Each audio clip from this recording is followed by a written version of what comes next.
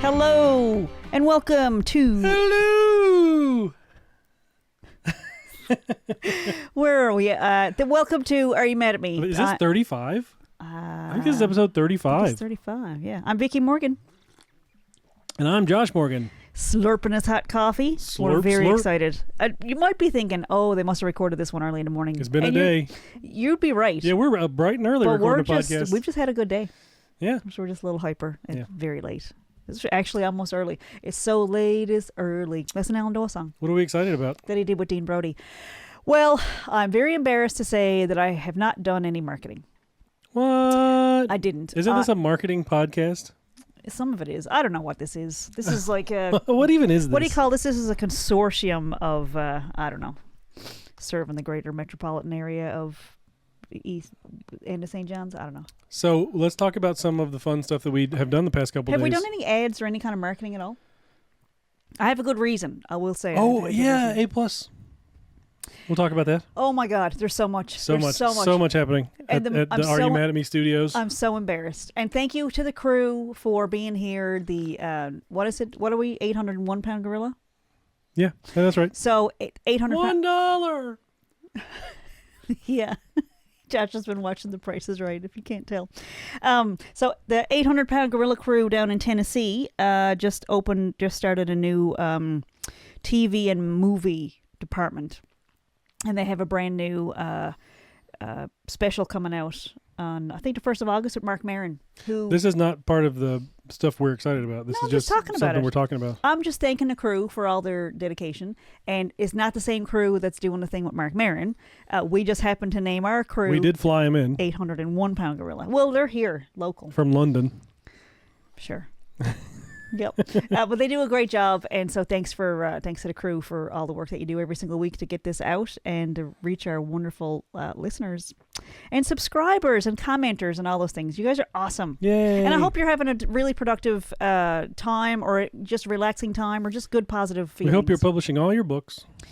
So I'm very embarrassed. I'm very embarrassed to share this. Are you ready? I'm ready. So I just published a whole bunch of books on how to... We talked about this last week. You've got lots of books out on your bookshelf on Amazon. You've got 20 items. 20 products for sale. And I'm very embarrassed to say this, but this past week, on the heels of releasing guides to publishing, I have learned more in 1 week than I have learned in the past decade about self-publishing. And so I don't know if I need to do an updated book. I mean, the guides are good for a beginner. If you don't if you don't know if it's fit to eat, the guides are great. And the guides are primarily focused on self-publishing on Amazon KDP. Yeah. Which is the easiest. It's 100%. You can do the thing, read the book, learn how to do it. You can get your book published on Amazon KDP. Yeah. No problem. Yep. Yeah. Absolutely. How did it happen? I feel like there's a butt coming. Well, I think you said this to me the other day. Like, the thing about being an expert on something is that you realize how much you don't know. So yeah, the more you learn, the more you know. You find out you don't know about something. Yeah, very frustrating. I think that's the essence of education. Is the more you get into like a major or like if you take a psychology course in university, like you start diagnosing all your friends. Like, oh, you got that for sure. But then as you actually the more courses I took, the less inclined I was to diagnose people on site or from like a snippet of their personality, like their Facebook that post. person's a narcissist or that person has nah, you can't tell. And some things like this is what I did learn from psychology classes is that it to have to diagnose somebody, first of all you should be a licensed psychologist, but it needs to be like over time and in different situations, and it kind of needs to. But so just picking somebody out of a university cafeteria and saying, oh, that person has bipolar disorder or narcissistic thing or multiple personalities, or what are the other things that a DSM-5 are still counting as disorders? I don't know. I don't think they are. You're going down a rabbit hole. I don't think they are disorders, honestly. What talking about. I think when you look at the DSM-1, they had a whole bunch of stuff in there that's not even considered a thing anymore. Like they've adjusted it. So I think most of that stuff that I just said, like before anybody feels offended by what I just said. Who are you offending? Nobody's offended. You don't know. You learn stuff, what and I'm then you learn is, what you don't know. I think they're going to change their minds, and it does lead into. I'm going to turn a little bit this way. Is this good? I'll put my feet up on you. As long as you're still talking into the microphone. Yeah. I think the DSM-5 or the DSM-6, whichever one we're on now, I think it's going to change. And I think my guides to self-publishing are going to change because here's what happened. Here we go. I posted on... okay.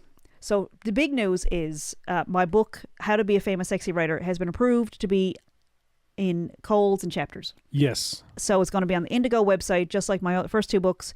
And the lady who is in charge of putting it in a computer and all that stuff is on vacation for a couple of weeks. So it won't be there till later in August, which gives me time to order some copies, which is great. So that means you'll have For the Grace of Joe, How to Fail at Documentary Filmmaking, and How to Be a Famous Sexy Writer. My 3 paperbacks. All in physical bookstores Yep. in St. John's. That's Yep. fantastic. So we're gearing up for October, of course, which is self-publishing month. And we're going to have a bunch of signing events. And we're going to do...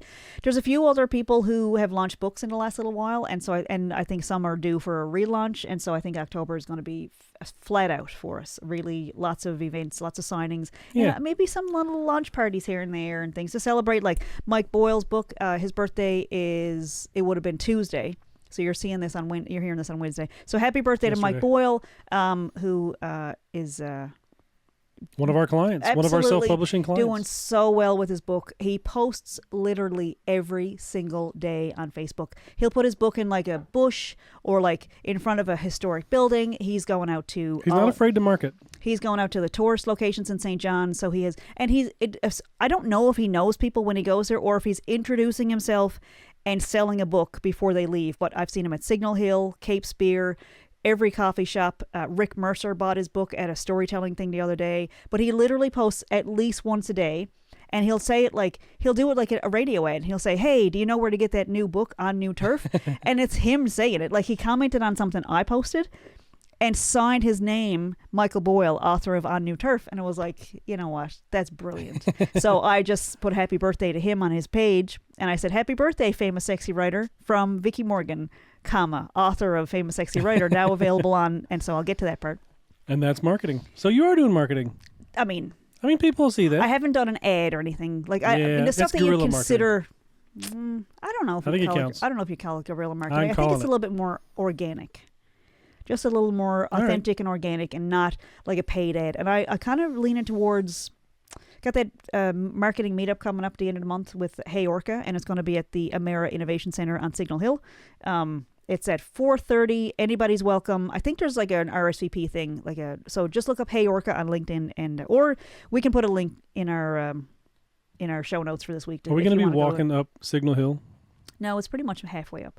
Anyway, so with the marketing meetup, I'm one of the panelists, and we're going to be talking about how to market on a budget. And my goal is to not spend a penny on marketing. So there's where I am. Anyway, so the book went on Indigo, and they've updated the system a little bit. Your book. Yes, my book. And so they updated the system so that instead of just filling out a paper form, there's basically they send you like this tab from a Google sheet, and you had to fill in all your information. And they want to know like the height, width, and thickness of your book, the weight of your book, the ISBN, all that stuff. That's good info to have. And then there's these little boxes down on the bottom, and it says other formats available. And I went, gazoinks, what is this? What? It never occurred to me. The whole mission was to get a book with my name on it in the bookstore next to Alan Doyle and next to Mark Critch and next to Joel Hines. And my friend Chrissy, many years ago, when I first published For the Grace of Joe, she had a copy of it in her purse, and she put it on the bookshelf in the bookstore. Like just for pretensies. Next to Mark and Joel and Alan. And I was like, oh, I just cried so much because it was so sweet and so vision boardy, like just manifesting. I never imagined my book would be in there because I self-published, and these guys had, these people I love and that I think they're so great, but they have publishers and they have someone who takes care of all that stuff. And so I was like, oh, that's so funny. So they're like real authors. That's what it looked like. That's what I would have called them. Yeah. And so I was like, oh, my book will never be in there. So I don't know if I'm running out of excuses because my books are in the same bookstore now. Anyway, so other formats. So I'm filling out the form, and it says other formats available, and then it's. So you can put in like another ISBN, and then it says, if you're going to put in an ISBN, you have to have a product form with it. And I went, what does that mean? And I went, oh, and this light bulb, it wasn't like it came on. It was more like, there was like, it was like crackling like it wanted to go out. It was like, oh, hold on a second. Before you go off up there, you can sell other formats at Indigo. Okay. I mean, obviously people go to Indigo and buy ebooks and so audiobooks. it's a website. Yeah. So It didn't even occur to me. And it's like, I don't need to send physical copies to do audiobooks and ebooks. So anyway, it set off this chain reaction of, I went on one of these, one of the good pages that I'm involved with. It's a KDP, I think it's called KDP Support for Beginners or something like that. And I posted, oh my God, I'm so embarrassed. Has anyone else tried to put their books in a bookstore?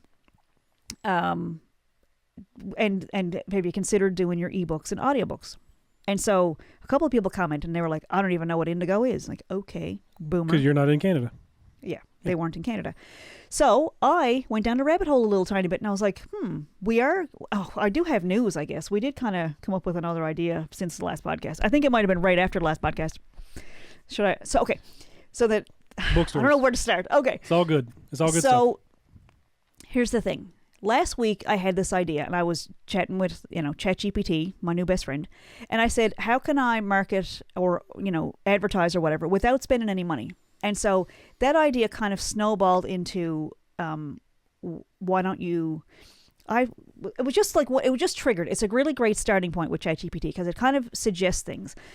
And so I was like, I do have a Peg Media account. Like I'm a Peg Media, which means a public access producer in the U.S.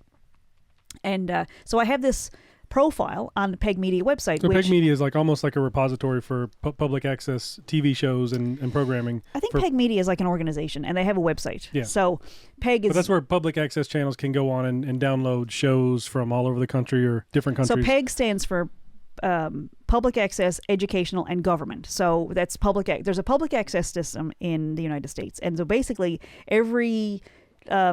cluster of communities will have a community station dedicated to airing their town council meetings and local sports games, public service announcements and things like that. So, and there's lots of content down there, and you'll see people like, I remember my favorite episode of, I don't even know what it was called. I think someone just sent in one episode of one thing, but it was like Skippy's Last Day, and it was about their dog that the dog had to be put down, and they basically took video of the dog's last day. They spent the day doing like all the dog's favorite things. Now, know what you're thinking. Yeah. No, it did not show the dog being put down. It didn't even have the dog in the video. It had a picture of the dog cut out and basically superimposed over video footage of where they went that day. It wasn't even the real dog. It was a picture of the dog. And I just thought, if that can be on the air, and that was on every 6 hours. I was like, oh, we could do stuff. It was like a reminder. I think it was like a message to the community. Like, if you need to take your Advil and you're on a 6-hour regimen, take your Advil now because there's Scruffy the dog. Anyway, you can put anything on Peg Media. And you have a better chance of having it aired if your sound is good and if it's decent, in focus, camera work, and, and the structure is important. If it's between, I think, 24 and 29 minutes, it has a really good chance of going on. And if you put something in there that's like 17 minutes or 21 minutes or whatever, the station manager has to fill it with stuff, and that's kind of a pain for them. So the easier you can make it. Anyway, to say all that, to come around to, I thought, hey, why don't I put the podcast on Peg Media? This podcast. Now, I would look through it and scan through and like bleep swear words. Not that that's a big deal on public access, but it just makes it a little more palatable. There's not much. I mean, it's rare. No, it would, and I could do like transcripts and see where they all are and stuff. And then I had to cut it down to like an hour. Very prim and proper. I'd have to cut it down to like an hour or half-hour slots. But anyway, that kind of led to, hey, if I'm going to put, because it was like, well, how do you get the station managers to put the stuff on? Put your shows on. So I thought, okay, well, we could put Are You Mad at Me on. And then I was like, well, we're already doing the thing. We already got the gear. So I thought, what if we started a public access show where we invite somebody basically from every single state in the United States? And then, so let's say I have, so I can't do Beekeeper Nancy because she's in Portugal Cove. So she's not American. But if I said, it's like, hey, Hannah, when Hannah Slay publishes her first book, if I have Hannah on the show, and then I get in touch with all the public access stations in Tennessee, and I say, hey, I have somebody on the show that is from Tennessee. It's a local author. She's got a book published. The Tennessee stations are more likely to show that episode. So it's like, oh, that's really like getting in their heads, and what can I do for them, and what do they need, and what can I provide? So that kind of blossomed into, why don't we start a Famous Sexy Writers Club on Facebook? And why don't we call the show How to Be a Famous Sexy Writer? And why don't we put out a call for someone from every single state in the country to, we'll do Canadian too, but like, let's be, But this was directed at Peg Media because that's what Peg you were. Media doesn't exist in Canada. We've got I think there's one station out in BC and there's one in New Brunswick, CHCO, and they'll air my stuff too, but it's 50 states, 50 setup. episodes. Anyway, so I kind of thought of doing a show where we have like a tutorial or like an actual 10 or 15 minute workshop on how to upload your book and blah, blah, blah, all those things. And I was going on the information I knew at the time, which was Amazon KDP. So this woman comments on my post, and she says, I don't even know what Indigo is. And so instead of just snapping back, it was like, I don't know where she lives. Maybe I'll check her out and see where she lives, because she had published a couple of kids' books very recently. And I thought she'd be a great guest. I'll find out where she lives. So I think she was in like Illinois or something like that. Couldn't for the life of me remember what the name of the big bookstore is in the United States. So there was a bunch of indie bookstores, which also I highly encourage people to bring their self-published books to indie bookstores because they love having local authors. Especially local, yeah. Yeah. So that was a light bulb. It was like a fluorescent light, like a real big long tube of fluorescent light. And it was like, you had lots of different light bulbs going on. Barnes & Noble is the big retailer in Books US. A Million's also really big, but Barnes & Noble is the big retailer. So I said, in my mind, I hadn't even had a conversation with this lady. By the way, her name is Lucy Law. Go check her out. She just published a couple of books on Amazon. It's a couple of kids' books. They look really cute. So I in the process of thinking about asking her to be come on a Zoom conversation and talk about her books, and we start the How to Be a Famous Sexy Writer show. I was like, Barnes & Noble, that would be a good idea to take your books in there. I wonder would they take my books down in Maine or down in North Carolina. And I was like, I wonder if they do take self-published books. And so I did a little Google search. There's a B&N Press. There's a section for publishing paperbacks and ebooks on Barnes & Noble. So Amazon KDP, you put your manuscript and your cover and everything on there, and they do print on demand. So anybody wants to order your book, they go on, they order it, Amazon prints them a copy, and they mail it to them. Apparently, Barnes & Noble has a similar situation where you give them your manuscript and your cover, and they print on demand. You just talked about Amazon, right? Not Amazon. Okay. Yeah, and so, but I'm saying also... only takes them on consignment. Right, but no, I'm talking about... So Amazon does that, but we found out that also in the U.S., Barnes & Noble has a print on demand, B&N Press, and you give them all your information, and so people in the U.S. can go on Barnes & Noble and order How to Be a Famous Sexy Writer, and Barnes & Noble will send them a paperback copy of the book. And it's like, and there's also ebooks and there's also audiobooks and all that stuff, but it's like, it was a whole other market. So crazy. So that rabbit hole became a kangaroo hole. The opposite. Rabbits are basically big kangaroo, like small kangaroos, right? I think from the same they're family? just like a lizard version of a rabbit. So, and rabbits, I don't know if they're related because rabbits don't have baby pouches, but anyway, that's not the point. So, Barnes & Noble, okay, so KDP is all set up. Focus. And instead of marketing, I was like, you know what? So I was sitting there on the couch saying, all right, Lucy Law. Let's see if, all right, Barnes & Noble. All right. But that's probably the only one, right? So I go to ChatGPT and I say, what other platforms, now that I've published on KDP, what other platforms can I publish my ebook, audiobook, and paperbacks on? And my brain exploded. Mm-hmm. I mean, it absolutely... Okay, so there's a place called Authors... what's it called? Hold on, I wrote it down. Authors Republic, where you can put your audiobooks. Okay, fair enough. I can't remember where they distribute to. It was a long list. It's just for audiobooks? I think so, yeah. And they distribute to... I don't remember. Anyway... So there's this long list of Barnes & Noble, Smashwords, Draft to Digital, Kobo, Apple, Apple Books. What's it called? Apple Books. Apple Books. And then there's the library stuff like Libby and... My book is not in any libraries except for the copies that I brought in, and I might have... when I first did my first book, I would encourage people to drop it off at the library when they were done with it because you don't need a book. But there's apps like Libby where you can go on and sign in with your library card and borrow ebooks for a week or whatever, and they'll give you an ebook on your Libby app on your phone or tablet, and after a week or so, you can't read it like it's It expires. So it's not And physical guess what? copies that you have to drop off. Libraries buy those copies, and they don't pay retail. They usually spend 2 or 3 times the cover price because so many people They get have so much access to life it. out of it. So KDP, and I love having KDP because it got me ready. It got the files, like I had to get the files ready to publish on KDP for Amazon. Anyway, turns out that with those exact same files, you can publish on Barnes & Noble. You can go to Kobo. You can go to Authors, what is it called again? Republic for audiobooks. There's like this massive, so that's all I've been doing. And there's also draft to digital. I haven't slept in 2 days. So this is what we ran into with Apple. So what is it? Bless your heart if you have an Apple product. We don't have an Apple product in the whole house. Like, I don't even know if we have apples in our house. We might have some apple juice. Yeah, I don't even eat apples because I don't like Mac. I don't like the computers and the. I'm sorry. Keep going. It's all right. At least you're listening. So I spent a lot of time. I really haven't slept in about 3 days because I've been up trying to get all, like, just so excited I can't even tell you. And I was like, oh, so KDP, all right, Amazon, it's on there. I did the thing. I guess I can walk away now. I was like, no, what if I wanted to play a little bigger? What if I wanted to put it in front of a few more people? Because every single one of those websites has rankings and categories and keyword searches and new release announcements. And royalties. Oh, the royalties.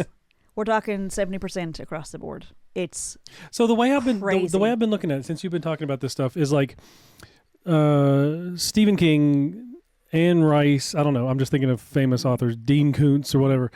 They'll write a book and they got these big national publishers, and these big national publishers will make sure that it goes out to every place. So if you go on Barnes & Noble, you'll see the new Stephen King book. If you go on Indigo, if you go on Kobo, if you go on Amazon or Kindle, or like all of these different platforms will all have all these, they make them available. So it's possible for anybody to do it because they're just also other people. They might have the process down because they do it all the time, but if it's possible for them, so, you know. I don't mean to correct you, but I'm going to go back a couple of things you said. Like, Stephen King would not have an ebook version of his books. I think he does. Have you? Okay, so in the comments, let us know if you've ever had an ebook version of a Stephen King book. I've never seen one. I would say that we don't ever look at ebooks. I haven't seen them, but I don't think so. I'm going to bet they are. So Stephen King has a deal with his publisher where they print off thousands of copies, and they have a warehouse with Stephen King books, and they send them out to the bookstores. Yeah.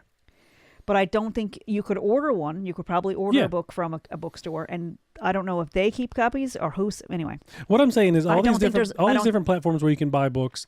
That's a little bit of a different thing. Big time writers that write new books, New York Times bestsellers, all these people, they're on all the platforms. So if it's like anybody that uses any platform can say, I want this book by this writer. I'm going to get the. So why not us? Or they can go to the library and say, hey, Stephen King's got a brand new book out, and I don't want to pay for it. I would like to get it for free. So if there's enough people asking for the books in the libraries, the librarians can go to where they go. I think it's like there's a whole bunch of different names. I know Overdrive is one of the big ones, and like they can look up the book if it's being requested by citizens in that area. Citizens. So I'm trying to think what, like, not voters or whatever, but like residents. So, and it's the same thing with public access TV. If a resident in a community wants to see content on their local station, the station manager is not going to. Now, I will say, as I'm saying that, I realize that's not always true, because we have a local radio station here at the university, and we were hosting Earshot episodes, which is brought together by the National Community Radio Association. And so they have 120 stations across the country, across Canada, that are members. We were hosting it. So there was a local flavor. We were putting local musicians on there and interviewing them. Sometimes we would use like a little bit of our Mulberry Creek hour and send it off for the Earshot. And it's like every single day of the week, half-an-hour episodes. We could not convince the local university station to carry the show.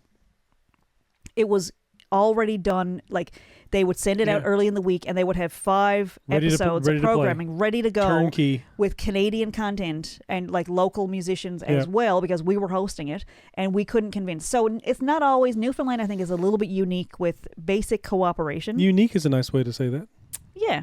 It's different. It's a little bit different. Generally speaking, regular people who are in jobs that they enjoy and understand that they're there to serve the listeners and the viewers would be inclined to respond to requests from local people if they wanted to see a certain show or hear a certain thing or whatever. So same thing goes for bookstores. I would assume that if you go into a bookstore, someone went into the local bookstore here, went up to the counter, and she said, I'm here to pick up, I want a copy of my cousin's book, Vickie Morgan. And the person behind the counter said, never heard of her. This was in a bookstore that you were in. Yeah. Posters, signings, like copies. There's 2 books there. Yeah. And she said, never heard of her. Do your research, Brockman. Yep. Yeah. So that's kind of funny. Again, Newfoundland has a very different flavor with customer service and cooperation and kindness and niceness. And so the tourism commercials will tell you different. I've been here a long time. I went away and came back, but I'm fully aware of what we're looking at here. It's kind of an interesting place. You really need to blaze your own trail in Newfoundland. That's if you can make it here. So that's why we're expanding our borders. If you can make it here, you can make it anywhere. You're putting all your books and all your audiobooks and ebooks on all these platforms that are not just in Canada but in the U.S. and. Well, the idea, I know there's a lot of people who are a little bit mad at Amazon. And I don't think anybody has said it, but it seems like there would be people who, it's just a feeling that I have, that it's like, oh, Amazon, ugh. I feel like there's a few boycotters that, on principle, decided they weren't going to go spend any money for American companies. I wonder if there's a correlation there with people that would self-publish and want to do things themselves on a DIY kind of local basis, and Amazon being such a huge corporation that is multinational and multi-billion-dollar corporation. I wonder if there's any kind of correlation there of you know what I mean? People that want to self-publish, but they're also kind of not wanting to deal with such a big corporation. I never really put it together like that. So I was thinking more about the people that don't want to buy from Amazon. But as far as self-publishing, and I've done all of them now, there is not an easier platform than KDP. Yeah. There's just not. It's just so straightforward. Every single platform asks you the same questions, but the interface is a little different, a little easier to use on KDP, I find. And I do know for a fact that with the Amazon platform, there are books available that you could buy, and it'll walk you through step by step. And but who writes books like that? You could have a book in less than 30 days. There's a ton of them out there, but if you like me and how I talk, then you'll enjoy those books. And if you don't, why would you have listened to 27 minutes and 44 seconds of a podcast that I do? So anyway, we did pull a little hair out. We got to a point with the Apple thing. It's very specific. I just want to say, ever since it's just QuickTime, I don't even know if QuickTime is an Apple, but I always kind of relate the two for some reason. I find Apple to be such a pain in the ass with if you don't have an iPad and an Apple Watch and an iPhone and a MacBook and a Mac Mini and you can't even touch Apple stuff. It's such a pain to get. We put this podcast on iTunes, but it's an RSS feed from Spotify. So, I can log in to make sure that they're there, but it's it's just such a pain because we're we have Windows, we have Android, we have we're not an Apple household. So it's when we got to the Apple stuff for the books, you had to go full on. There's no having one device. I've seen people use Procreate for making art, and I've always thought it seems really intuitive and user friendly and stuff, but it's you got to get an iPad. Yeah. Which and then to get the iPad to work, you probably got to have a Mac computer. Well, it doesn't interface with anything else in your house. Which what a pain! I'm really glad. I think it goes to that phrase: "One bad apple spoils the barrel." One bad apple. They don't want you. They don't want you. They don't want me. They don't want one Android user in the barrel saying, "What's wrong with Hawaii? Isn't the thing? How come the X?" The things even up in the corner of the windows on the other side. Weird. So when I started doing the graphic design program, don't be a bad apple. When I started doing the graphic design program at CNA, all the computers in the lab were Apple, and I was like, "All right, let's do this. I'll bring in my own hard drive. I'll just start using Apple, get used to it because apparently that's what everybody uses." And I think the second semester, it was oh, I can bring my own computer in. Pfft, bye. Yeah. I would just push that thing back as far as I could. Did they keep a barrier around you so you couldn't make the rest of the apples rotten? Probably. I do remember that my computer has a very loud fan, and so everybody with their little MacBooks would be can you turn your computer down? Are you serious? Yeah, like, shut up. Are No. you serious? People were annoyed by your fan noise? Well, maybe just the guy in front of me, but, it's like, come on. Anyway. Autism abounds in the creative realm, people. Anyway, what I'm saying is... I don't mean that as insulting, but people with sensory issues are very drawn to the arts. Yeah. And so something like a pen clicking or a loud fan, like, why didn't he have headphones? Right. I guess he couldn't stand the feeling That's the thing, of too. When I'm doing most design work, aside from audio editing, I've always got my headphones on listening to music. I don't hear anything. So people are, like, looking at me like, what is that noise? I'm like, I don't know. I can't hear it. All right, I'm going to say something offensive. Are you ready? I'm ready. Cover your ears, Sparky.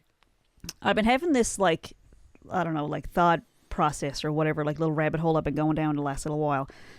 I don't know why. I think there's all this stuff going on with the folk festival. And did I talk about that last week on the podcast about the folk festival? I don't think so. I think I ranted about it walking around our neighborhood. So I was on the folk festival committee, on the executive, I guess maybe 2021. And there was, I kept saying, oh, I don't care. I don't care what they're doing. But the festival is shut down. It's the last one. They're not going to do the anniversary 50th year because they lost their funding. Because it's being run by an idiot who's an accountant, but no financial. She's just an arsehole from Ontario who came in and told, she knew how to do everything better. And she cut kids and families out of... It's my podcast. If you don't like it, make your own podcast. The folk festival was something that we looked forward to every year. Not because we had money to pay for the $120 ticket for the weekend, but because you could volunteer. And you could bring your kids to volunteer. And the kids... So the beautiful thing about this Newfoundland Folk Festival is that the evenings on Saturday and Sunday, you would end up sitting on the grass with your family with a little thing of fries from Ziggy's. And you could watch music and listen to music. And you could see your friends. And it was like... you could get in as a volunteer. It was a community very thing. Open, very folky.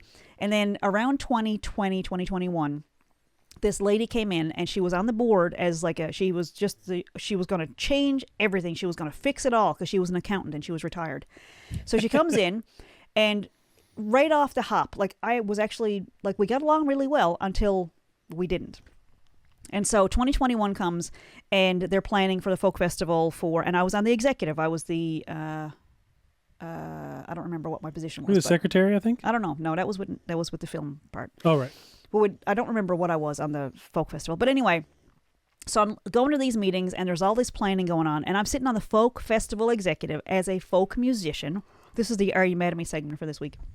Nice. So I'm sitting in there and first of all, I'm not allowed to be around any conversations where they talk about what the musicians get paid.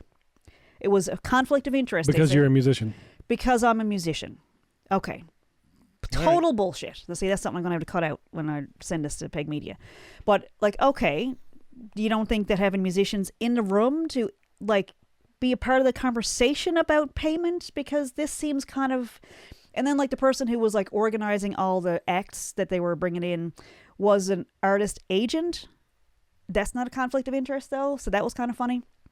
And then, so the first hit for me, the first missile that came over and landed on me was the new person that came in. She came in as a volunteer on the board, and then she was, we hired this brilliant musician, Sean Panting. Absolutely brilliant. They set him up to fail. After the first year, I wasn't there by the time he left because I had quit by then too. But they just piled so much work on him, and there was no way to possibly do it. So guess who swooped in to take over for him? This person on the board who all of a sudden knew how to be an executive director with no musical experience, an accounting background, but she couldn't manage her way out of a wet paper bag. But whatever. So she starts making these changes. Okay, so there's folk musicians getting banned from the festival. There's all this stuff happening. And I'm going, okay, whatever. And so the first little missile was they stopped allowing children under 12 to volunteer. So I sent a message. I wasn't saucy. I just said, this is really upsetting as a folk musician. Like, apparently I can't get a look in playing at the folk festival, but like I share this with my family every year. Well, the year before that, we had volunteered and were scanning tickets at the gate, and we had our 11-year-old and not 8-year-old. Yeah, and so Henry was 11, and he was helping us scan tickets at the gate, and everybody that came through loved it. He was joking around with people and taking their tickets, and they were thinking, "Oh, he's so cute." And yeah, So it wasn't a liability thing with the children. It was like the next year, they're like, no kids volunteering. But it was the liability part of it became, because they wanted to make it such an alcohol-heavy event, there was a lot of liquor licensing things that came into play, and so they couldn't have kids of a certain whatever. So I just fired off an email and I said, this is really disappointing, hoping it would change. I said, this is like, I would have trouble being involved if I can't bring my kids.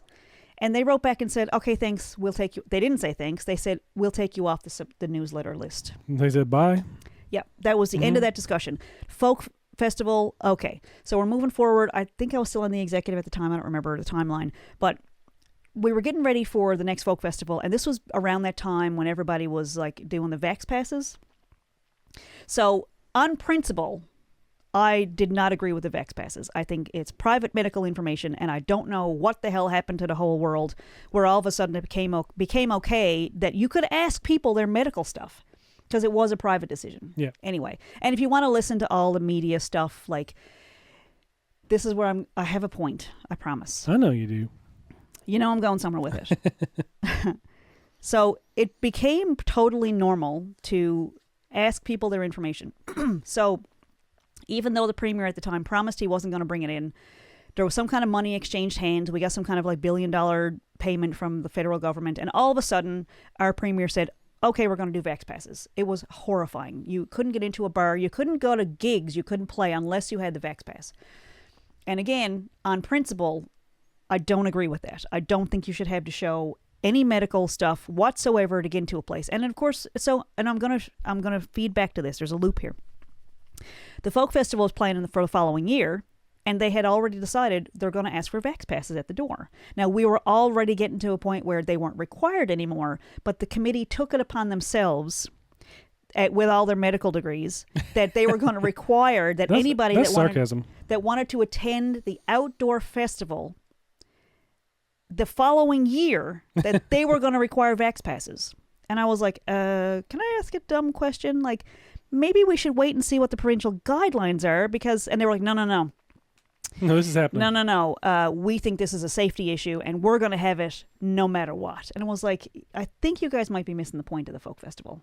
Yeah. I mean, anyway, I'm just reminded of when I used to go to Whole Foods, and I was worried about all the crunchy granola people that probably weren't vaccinated. Like, this was back, years before the pandemic. But I used to be afraid when I was pregnant that these people are probably like, don't believe in antibacterial anything or cleaning. And it's kind of funny how much your body and your mind change over time. But I remember being very scared because they'd have all these signs up that were like, we don't treat our vegetables with pesticides. And it was like, does that mean the pesticides are alive in the vegetables? But anyway, we evolve. Our opinions evolve as we get more information. So where I'm going with that is this. The lady that was kind of leading the charge, this is a different one from the one who took it over and ruined it, and she was at the helm when they lost all their funding because they don't have proper checks and balances in place, and they are not doing proper reporting, and so they lost their federal funding and their provincial funding. Sorry, they don't have federal, they have municipal and provincial.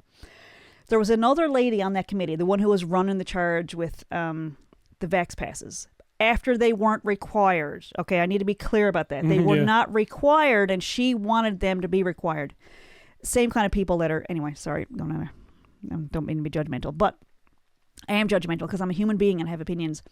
This lady was actually heavily involved in an organization that I really, really love. I knew who started it. It was a very important thing for young adults who had this horrible diagnosis, and he was like this big gap in services for people of a certain age who had the diseases, and after a certain age, but not this for young people. And so this lady was in charge of the marketing for that nonprofit. She was also on the committee deciding, the head of the planning committee. And she was the one, and her argument was that she had a kid, or she had a compromised immune system. I just had this like flash of, oh man, you're going to pay for this. Wait till one of these days when you get something and it's going to come back and bite you. But what I recognized at the time was that this lady was saying, if you aren't vaccinated and if you aren't wearing a mask, you're putting my life at risk. What? Okay, so let's say I do everything that makes that woman comfortable. I didn't like her, to be honest. We're off to a good start. I didn't really like the rants and stuff on Facebook. It was a little bit like, your energy, dude, is off, and ugh. But she had this theory that everybody around her was responsible for her diagnosis. And it was like I go back to an example. When I was going to CNA, there was a lady in my class who had a severe peanut allergy. I mean, fall over, anaphylactic shock, like EpiPen in her bag. We all knew how to use it because she was in our class. And she said, if I walk into Mary Brown's, I would drop down dead. And I was like, so she was allergic to like peanut dust, everything. So Five Guys, I'm sure she. So I know I know it in my bones. She does not go to the entrance where Five Guys is at the mall. Sure. She doesn't go to Mary Brown's. It's like a fact of her life that she is severely allergic to peanuts. So she makes adjustments because she doesn't want to die from a peanut allergy reaction, right? Yeah, makes sense. It just seems like there's a point where you go, I'm sorry that this is happening to you, but if you're expecting the whole world to morph around you because you have a special requirement, I don't know. I just feel like that's really bad energy. Like, I think you're going to be miserable because you can't control what everybody's doing. So, if you're going at it in a miserable way, you're going to continue to be miserable. I think if you approach life, you either see life you see the world as like a happy, safe place, or you see it as a dangerous, miserable place. And you're going to see whatever you decide you're going to see out there. But anyway, it reminded me of that a lot. And the folk festival stuff kind of got that going. It was like, you know what? I think there comes a point where you go, I'm really sorry that this thing is a part of your life. Like, and I've been walking through life for the last, 12 years with PTSD. I get triggered by stuff. Like, there's certain things that I see on TV that it sets me off, or like if I encounter things on the road, or, there's stuff that sets me off. And so for me to go up to people on the side of the road and go, can you not talk about that right now? Or like, I can't function like that. If I'm expecting everybody to acquiesce because I have a requirement, is like, you don't have to be an arsehole about it. Like, don't bring peanut butter sandwiches, or if someone's allergic to something, you don't go sit next to them and eat it. But like, there becomes a point where it's like you're planning this public festival, and you're going to expect everybody because what? You expect that they're going to go. I don't want to get into the germ parts of stuff because that's a whole. There's like a balance between like, having a good immune system and certain exposure, and then, there's a healthy balance and all that stuff. But I just feel like if you're going to wrap yourself in bubble wrap and drink antibacterial soap, and put a little bleach in your tea just in case, like you're kind of dabbling on that side of like, you're probably not ever going to be happy. Because you just can't control what people are doing. And like, so what you're saying is manifest what you want your life to be like. Your thoughts and your frequency create your reality. It matters a lot, I think. You see saying. Exactly, like I can go around and talk about it all day. Like, oh, I believe that I can, achieve what I want. And like, I don't believe it. And I can't trick it. I can't trick frequencies. I see what you mean. Yeah. You can't, like, when somebody's talking about something, you go, I don't think you believe what you're saying. Like, I can say positive things every week, but like the reality of it is, there's work to be done. There's work for me. Like, and I've been talking, I guess it took 35 episodes for me to finally get around to, you know what, let's play big. Yeah. Let's put the book out in front of literally millions of people. I mean, most of them are going to scroll past and go, whatever. Some of them are going to go, does she have her shirt off? Is that a Newfoundland pin? I mean, I don't know what they're going to see. But if I don't put it out there, I don't need to go viral. I just need to make it available. And putting it in front of people is a good start. And so now, if, we might start doing like ads saying, hey, do you hate Amazon? Well, now the book's on Barnes & Noble. Hey, do you hate Barnes & Noble? So you put the ad campaigns out in those different places, and it's like, but it needs to be available in the places. Did we talk about the Elvis pins, the merchandise that he had? No. Where it was not like, on here, no. There was a whole trend of people saying how much they didn't like Elvis when he was super popular. At the height of his, fame. Which is the same with any popular musician, actor, whatever, that people will hate him for just whatever reason. But Colonel Parker decided he was going to make merch saying, I hate Elvis. He did that. Yeah. And that sold just as much as his other merchandise. And people, guess who was making the money? He was making money off of people saying they hate Elvis. Yeah. Can't beat them, join them. Yeah. Right? It's like go with the flow. And the flow sometimes is... we started to write a couple scripts and ads in that vein. And it was like, all right, that's too too close to the bone. That's too close to my insecure feelings. It wasn't what I wanted to broadcast. Exactly, yeah. I don't want... It's funny to a point when it's like, okay, let's not focus on that. I think putting out there like, oh, boo-hoo, and it didn't resonate either, because I'm on the podcast every week saying, I just wish this was different. And it was like, I realized while I'm saying it, like, it's going well. Yeah. What do you want? Jam on it? Like, it is going well. If you showed us now, 10 years ago, we'd be like, holy shit, look at all those books. Look at all the work you're doing. Is that an email from somebody that heard your song on the radio? Like, yeah, it's going well. So, I don't know. Come on. It's like come on, Spop. Puppy dog. Little tip. I'm not a medical professional, but if you have steroid cream in your house, like anti-inflammatory medicinal steroid cream, and your dog's ear gets all inflamed and crazy, don't put it in the dog's ear. It might have helped his ear a little bit, but then it did fix the ear. He scratched some of it out with his foot, then licked his foot, and then it did not agree with him. Yes. So that's unrelated to what we're talking about, but we just saw Sparky. And I used ChatGPT for that because I was like, should there be blood on the floor? And ChatGPT was like, no. Probably not. And I said, could it possibly be the steroid cream that I put in his ear? And ChatGPT came back, also not a medical professional, and said, definitely. It wouldn't hurt the ear, but licking it would definitely irritate the esophagus, esophageal tract. So yeah, he's fine. He's totally fine. This is the veterinarian's corner of Are You Mad at Me? Yeah, but that's my little beagle tip, that their ears, apparently, they go around licking each other's eyes and ears all the time. So I don't know how it happened to him, but he's also kind of grumpy. So when the girls are just all cuddly with him, sometimes he'll growl at them and he doesn't want to be. But anyway, this is where you get when you don't let people be affectionate, or when you don't let the other dogs in the kennel take care of you. Clean your ears. Yeah. One of the many benefits of having multiple dogs is that they do wear each other out and exercise each other, and they also clean each other a little bit. Yeah. Which is gross. And I tell you what's funny is that the other dogs didn't have any trouble. They didn't lick his ear at all. And maybe it was because it was so far gone, but it was like, ew, gross. Anyway, it's all fine. All good we'll now. Keep it closer. He's getting a little older, so he might need a little extra care at this point. But anyway, where was I going with all that? Playing it big, getting your stuff in front of millions of people. Yeah. I've really been thinking about that idea a lot of, like, okay, you got a little bit of, like, you got some anxiety, you got some stuff that you don't like to see. And I heard a video online the other day, and it was like, you don't go into a buffet and stand there, you got to imagine a buffet where people are like what's the one we really like? Golden Corral, where they like take stuff up for you, Usually that's the meats, but so if you go into a buffet and you go, and someone says, well, what would you like? And you're there with your plate, and you're going, well, I don't like that, and I don't like that, and I hate that, and I'm allergic to that, and I had that one time, didn't agree with me, and I hate that. Eventually, you have to, like, someone would have to say, well, what do you want, though? Well, I don't know, but I know I don't want that, and I know I don't want that. And that's important, but you don't have to put it on your plate either. If you don't like it, stop looking at it. Stop talking about it. I just realized as I said that I'm talking about a thing that I don't like. We come across that with the kids sometimes too, where it's like, we're going to have spaghetti for dinner. No, I don't want spaghetti. What do you want? What do you want? I don't want spaghetti. Well, you got to give me something. Like, no isn't a food I can cook.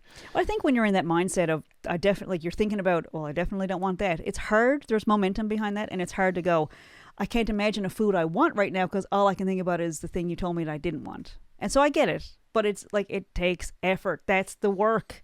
Yeah. Like, it takes a little bit of effort to look at the bright side. It's nice to have somebody around like yourself that'll say, hey, did you think about this? And sometimes it's like, get away from me. I don't want Pollyanna crap right now. Just let me be mad. Jared Waterman, by the way, we ran into Jared the other day. A sweetheart, absolute sweetheart. Check out his music. We ran into amazing. Jared Waterman on Water Street. Wearing a Jared Waterman shirt. He was wearing a Jared Waterman shirt. And he yelled out, hey, famous sexy writer. And I was like, Jared Waterman. It was awesome. And that same walk when we went downtown, there was a whole, I'd say 20 tourists who were walking in front of City Hall and saw somebody walking towards them with a guitar on his back, and they gathered around him. 20 people gathered around him to get a selfie, and they were thrilled to see him. And I didn't even know who it was. And when I got up close, I was like, oh, it's Nick Earl. And so we know Nick, and I was like, oh my God, it's Nick And he was so embarrassed until he realized it was me, and he was like, "Arsehole." Yeah, that was pretty funny. It was awesome. And so the kids were like, "Was that someone famous?" Like, pretty much, yeah. He is very famous. He's doing really well. Another brilliant musician that, we've been fortunate enough. We are very fortunate with the level of talent and stuff in the province. And I realize when I'm in a bad mood, it's like, oh, Newfoundland, blah, blah, blah. But I just realized we're into the podcast 50 minutes. It takes me about 45 minutes to regulate and get to that positive space. And then it's like, oh, let's talk about everybody. I love everybody. But I just think, that's part of it too. Like, complain in a safe place. Yes, this is a safe place. Complain in a safe place is what I'm saying. And I really, truly don't mean to, like, be down on people that have... I have conditions. We have stuff that we have to navigate around, too. And it's like, if there's something there that's going to harm you, don't go. Like, take yourself out of those situations. Family dinners that you don't want to go to. I hate going to... Listen, I can't imagine anybody hating Costco, but... If you don't like Costco and it gives you anxiety attacks, Instacart, baby. Yep. They'll bring you literally anything. And for something that you want that isn't on the Instacart, like, you can take a picture of salt beef and tell them to look for it, and they'll do it. It's amazing. Yeah, but there's, we did discover like, you that can hack. make your life better. And I had a follow-up from last podcast. Okay. Might have been, I don't know if it was the last one. Oh. You just reminded me. Last podcast we were talking about setting up a TikTok channel for this podcast. Yeah, did we do that? And we did it. We got some videos started on there. So we have Are You Mad at Me official? Are You Mad at Me pod official is on TikTok. We got some videos, clips from the podcast, and we'll probably do some behind the scenes stuff. But we do have an official TikTok account set up, ready to go. So boom. I think a couple of our videos have like 7 views. Mm-hmm. So getting on up there. I'm just saying, follow along. Listen. Follow the journey. It's getting it done. We're getting it done. Sorry, what were you going to follow up with from last week? Did you lose it? I'm sorry. No, there was. So now I got 2 things. The first one was I did start a Facebook page just as a placeholder, and I'm just calling it Famous Sexy Writers Club, so writers can get. And so I did set up. First time I've ever done it. I did a Google form where you can fill out the form and give us your contact information, email, no phone numbers or anything or address. It's just state and email address, and if you're willing to share a fail story, and if you want to talk about your self-publishing journey. So Blaine, you're already set for Tennessee. Tennessee's covered. I actually have an abundance of people from Tennessee, so I may do 3 or 4 episodes, or I might do a second season, or maybe we do a season in the RV. Yep. Like on the road. It was kind of funny that one thing feeds into another. So if I were to, like, let's say I have an author in each state, right? And then we go out on the road, and I have all their email addresses, and I fire off an email, and I say, hey, we're going on the road. Would you like to be my anchor person, or at least my featured person, if we do, like, rent out a Royal Canadian, or what do they call them?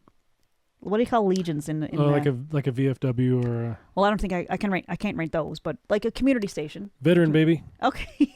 So I used to be a member of the VFW. So if we went around to each state and went to the VFW in each place and had an author that had been on our show, or we had to, maybe there's an abundance of people from a certain state, and we get them all together for an open book event where they come out and read from their books, sell a few copies. We all meet each other, and it grows and grows and grows, and they learn about self-publishing, and they learn, like, so someone that has only done KDP, like myself, it only takes a little trigger to trigger more platforms. Like, oh, if you have this file, you can put it in this place. If you have this form of your book, you can put it in this bookstore. So I think a fun thing you discovered in the past couple of days is that having all of your manuscripts and covers and ebook information, all that stuff done, draft to digital was really handy, because you can take all the stuff that you had done from KDP, put it in draft to digital, and they distribute it to so many like places. a dozen different places. They actually including distribute Apple. Also to Amazon. They'll put it on Amazon too, but I like having, I'm dreaming of a day where I get up and I open my email and it's like e-transfer, direct deposit. Like, I think that's it. And even if it's like $1 from each place, like the idea of passive income from multiple sources, it takes hard work to set it up, but then you can relax and you can go on the road and you can do your RV show. But that was our workaround that we found out, that we figured out for Apple, was they were such a pain in the ass to deal with, but we got draft to digital, and we could put it on there and they'll distribute it to Apple. So I ran into a snag with Apple, and here's what happened. Apple can only process an EPUB file. and I don't know anything about EPUB files, and I don't have any of the it's all very proprietary. So they have things that will create EPUBs in the form that they need it. So I went through the whole process, and I was like, I know I keep stopping at some point with Apple.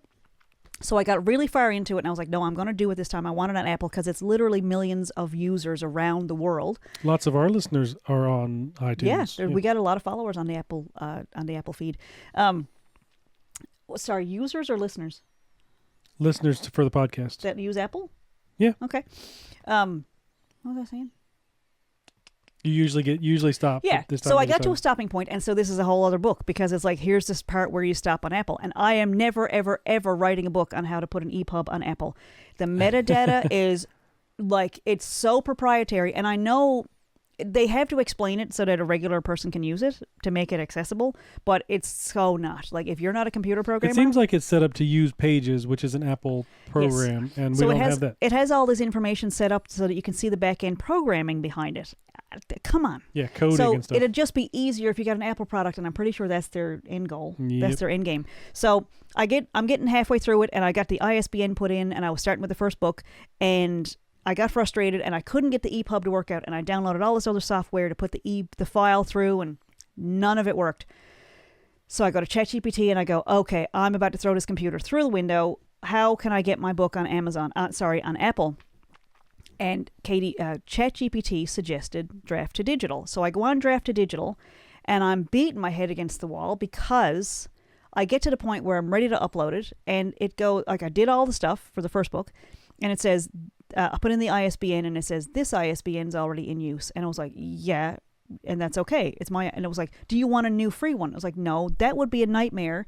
It's really a bad idea to have different ISBNs for the same book. We have an ISBN already. And and it's not the KDP one, it's mine. Like, I assigned it, like, I know. So it turns out I spent about 5 hours trying over and over again. Josh went and did a whole new book in InDesign. Thanks, by the way, Josh got his diploma this week in the mail. We did a little video.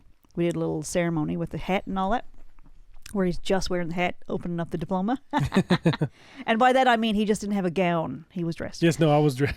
That sounded bad. But he did get his diploma. So they took all the material from the book, from the first one, and put it in InDesign, and I was like, this is going to do it. Boom, big loud noise. Nope, rejected. And Apple just says, we cannot upload this. It doesn't say why. With no explanation. It just says, nope. So he goes back to the drawing board, pardon the pun, does all the metadata, walks through all the tutorials that they've provided. Still nothing. So I'm like, forget it. I'll go to Draft to Digital. So I go over to Draft to Digital. I do all the work on the first book, and get to the very last step, and it says, this ISBN is already in use. So we're beating our brains out trying to figure out what's going on. And I was like, oh, if they're distributing to Apple, and Apple has a number in their system that's in... Because we started this in KDP Apple. does the exact same thing. If you put an ISBN in there and then start another file, it will not let you use it. You got to go into the first file that you... Anyway. This all stuff. You don't need to worry about that stuff. We're learning for you. Yeah, that's right. Now that we know all this stuff, send us your books and send us your manuscripts. And send us your money. Yes, we love money because I love shopping and I love spending money. And, for every $1 that you spend, it multiplies 10 times out in the community.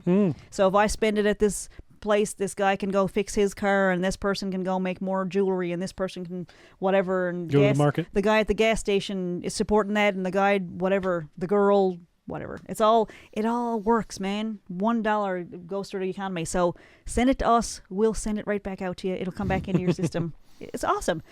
And I had a point.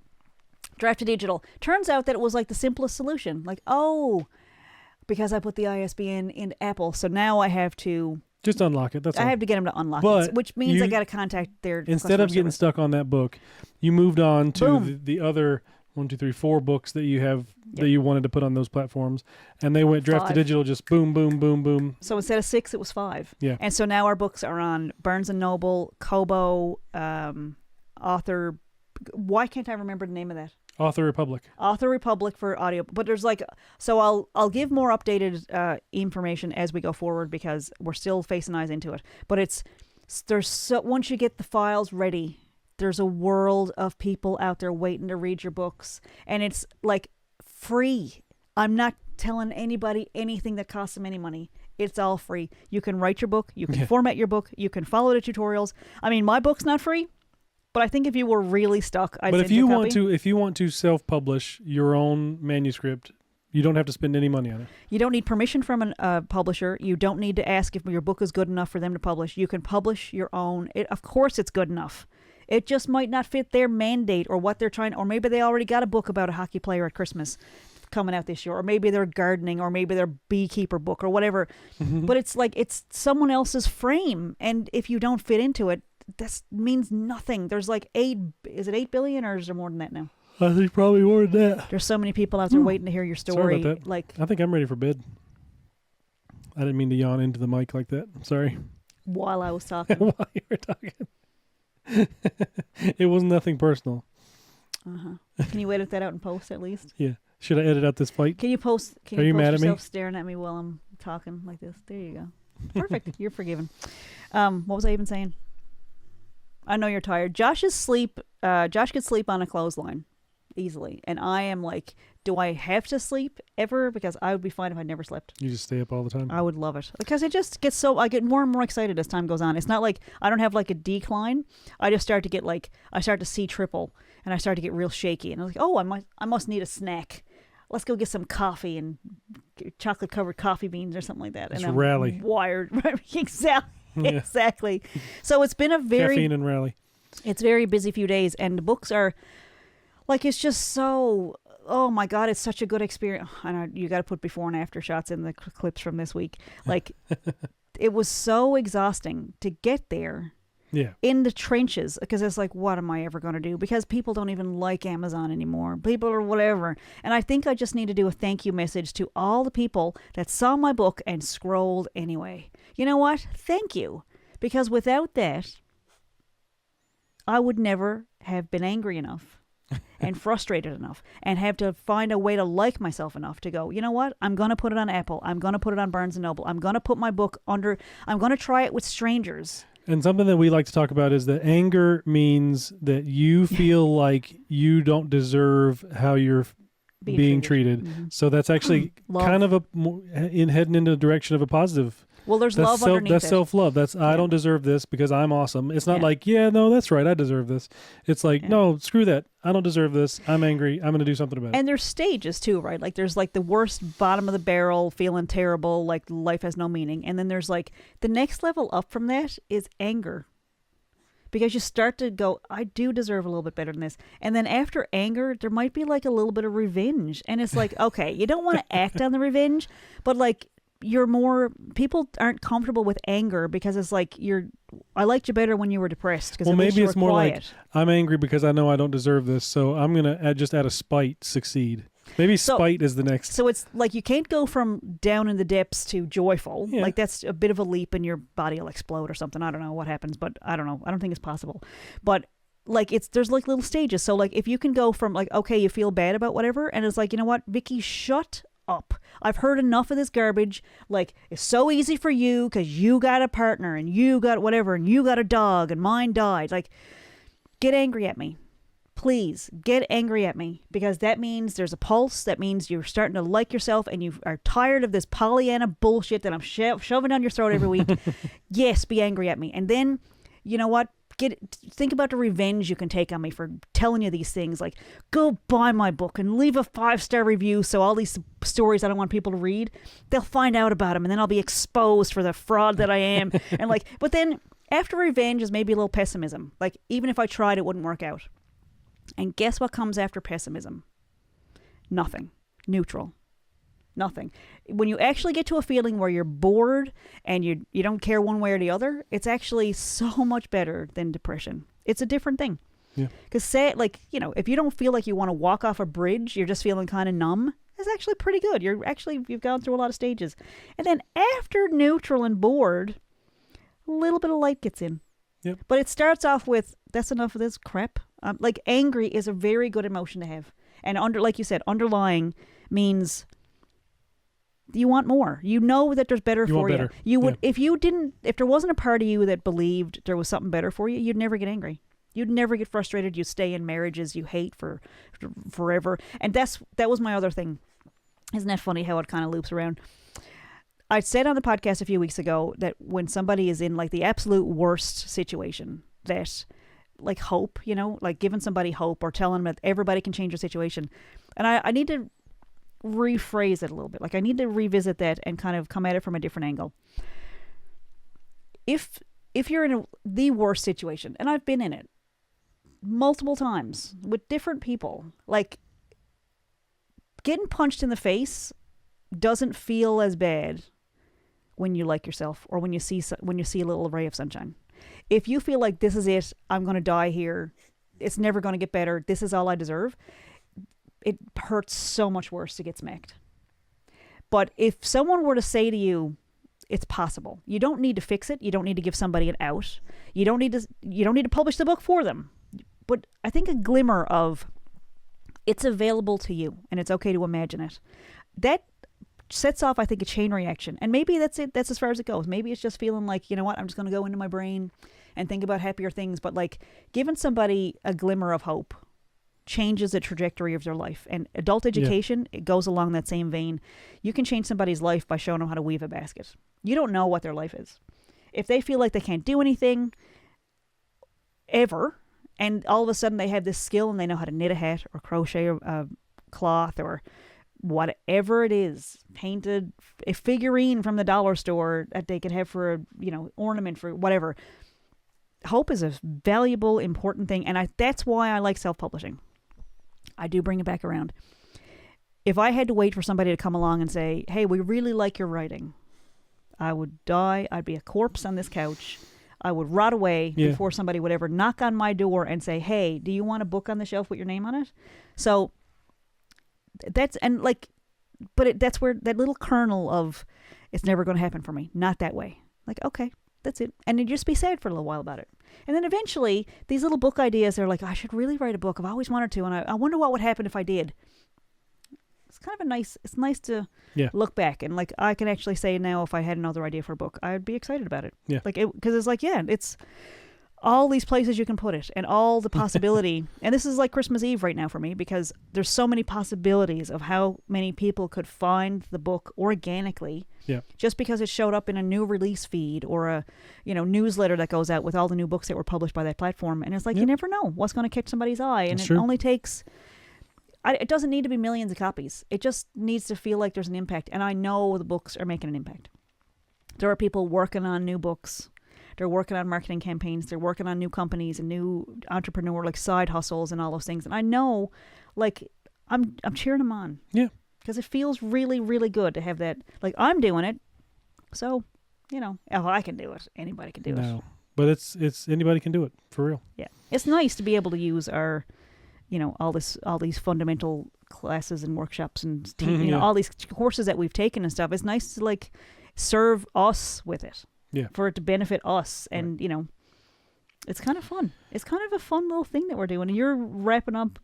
Well, I was just going to ask you if you have any final thoughts. Final thoughts. I don't know. You go first.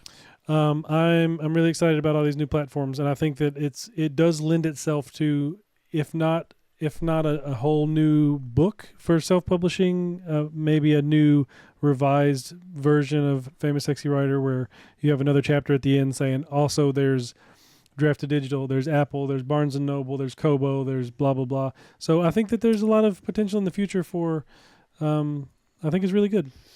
I think my final thought is, no, the book is done.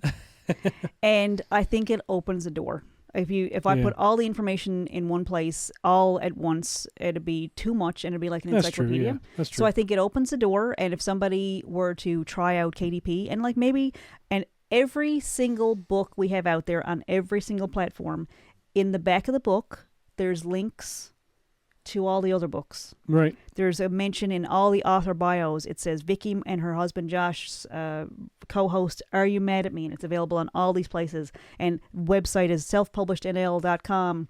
And all the show notes are on there. And there's links to the books. And there's like every single thing we're putting out now is a business card. And so it's all feeding back to, hopefully people will discover us.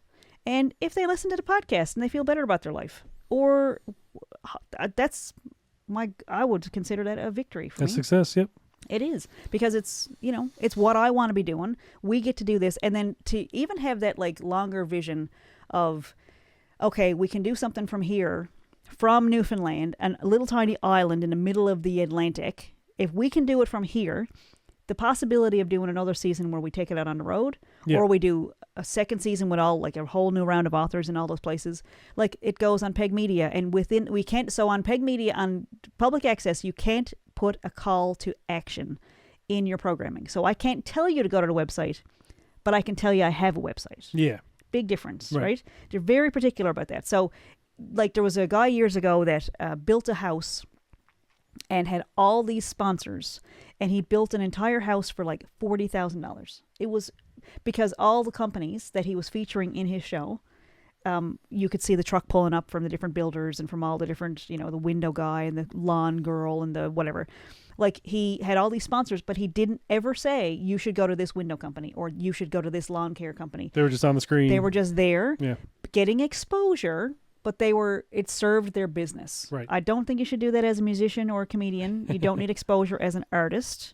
That's all garbage. But when you actually have a service, like, do you know what I'm saying? Like, I don't want to offend anybody with what I just said. No, that's marketing, and that's getting your product. There's a difference between I do concrete work, and I'm going to give somebody concrete at cost to get on a TV show. Like, that's advertising. Yeah. That's a different thing. Right. So any chance to get on TV and radio is like, any chance you get to do those, I would jump on it. So the idea is expensive.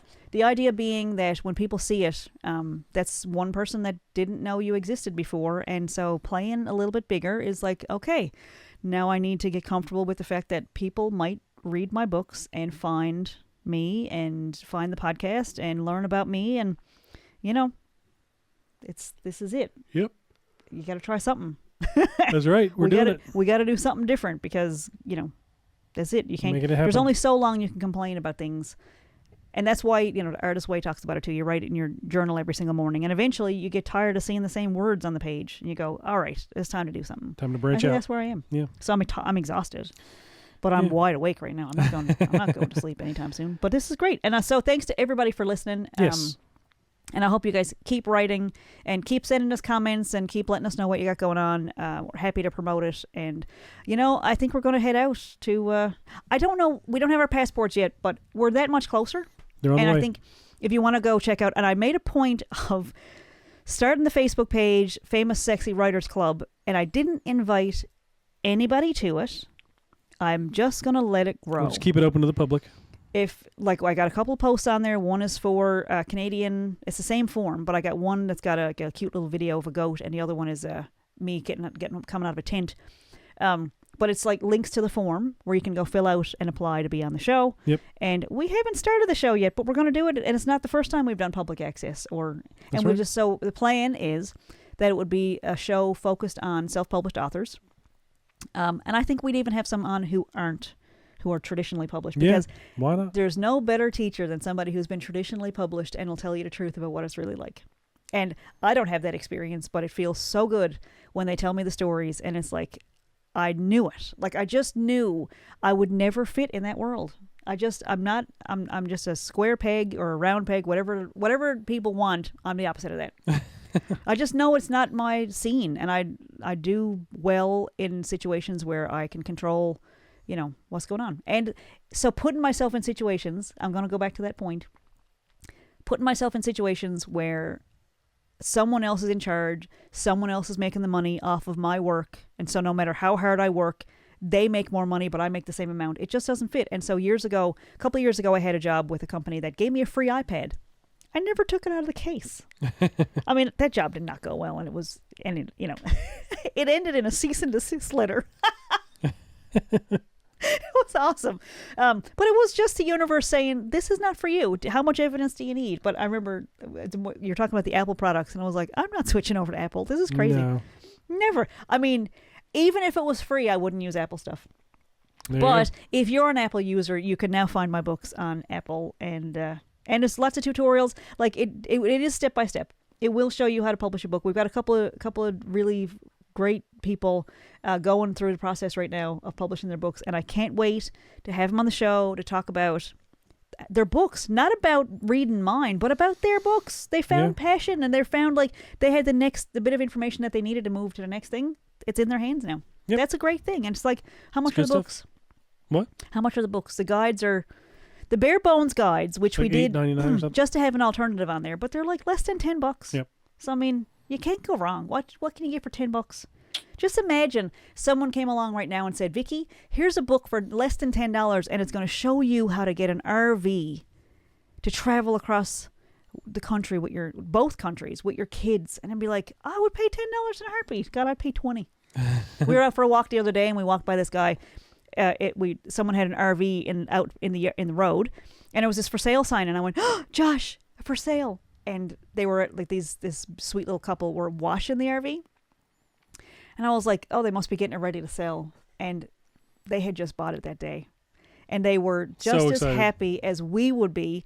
And we were like high-fiving in the street going, enjoy every minute, man. I wish we had this thing. And oh my God, this is so exciting. They're like, we can't wait to go out in it either. And it was just such a joyous moment in the middle of the road. And I know myself, in a bad mood, I'd be like, oh, grumble, how come I don't have that RV? Yeah. But it was like, no, man, I'm in a good place. Like, I got so much good going on right now. I always, like, my life has been pretty charmed. And so to see somebody happy with an RV, like, yeah, that's what I want to be around. People who are happy, like, with his little used, I mean, it was like 25 years old. Yeah. It wasn't like state of the art or anything, but it was new to them, and they were thrilled. And like, yeah, man.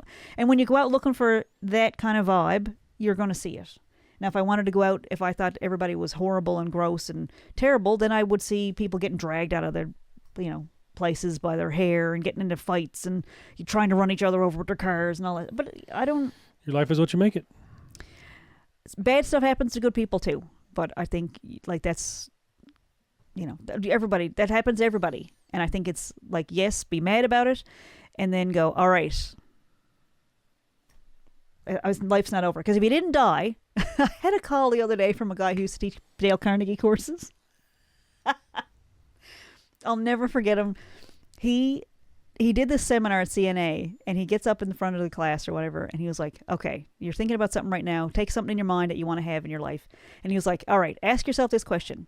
What's the worst thing that could happen? And so, he lets everybody sit there for about 30 seconds, and then he's like this little guy, and he's like just loud and whatever, and he goes, I could die. And everybody was like, what is wrong with this guy? And he was like, that's the worst thing that could happen. I could die, and anything short of that you can handle. Not so bad.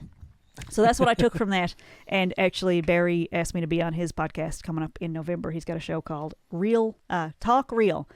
And he's doing it, man. He's doing it. And, like, he doesn't have thousands of people watching the thing yet, but he's going to do it because he's determined and he's positive. And I'm still remembering something he said to me in that workshop, 20 years ago? Yeah. It still resonates. Like, what's the worst thing that could happen? Alan Doyle said to me when one of my dreams was manifested in front of 200 people out in Garden Cove, he said, what's the best thing that could happen? And you know what the best thing that could happen? I'll tell you. 2 people have messaged me in the past month and said, I went to an Alan Doyle show. I saw him after the show, and he said to tell you hi. That's the best thing that can happen. I mean, come on. That's pretty great. How lucky. He says he's the luckiest person he knows, but I think he forgets that he knows me, because I think that's just the most amazing thing. I might not be out on tour. I might not have my RV yet, but people are messaging me out of the blue and saying, Alan said to tell you, hey. Like, I mean... Oh, great. Beautiful. Fantastic. That makes my day. I love it. Mm-hmm. Anyway, he's pretty awesome. So anything's possible. You're pretty awesome. Oh, you're pretty awesome. Mm-hmm. I think that's another show. That's episode 35. Episode 35 of Are You Mad at Me? I'm Vickie Morgan. Thank you so much for listening. And I'm Josh Morgan. We'll be back next week, and keep writing, and please let us know what you got going on, and especially if you got stuff we can help you promote, because we're happy to have you on, happy to talk about it, and I feel like we should say hey to Craig.